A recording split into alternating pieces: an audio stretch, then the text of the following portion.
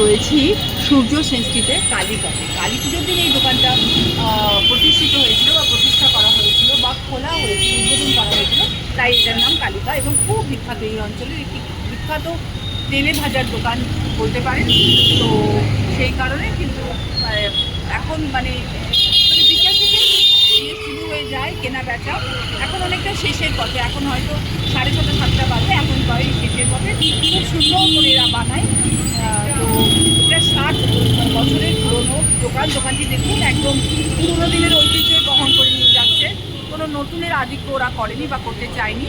তো আমরা রয়েছি এই কালীঘাটে সব, এবং আপনারা দেখুন এখানে সমস্ত কিছু বানানো, ভেটকি পাতুরি, ভেটকি fry, fish fry, fish finger, মানে সমস্ত কিছু, যে ডিমের ডেভিল, চিংড়ির চপ, মানে এই সমস্ত কিছু আপনারা দেখুন, সমস্ত কিছু এখানে বিক্রি করা হয়।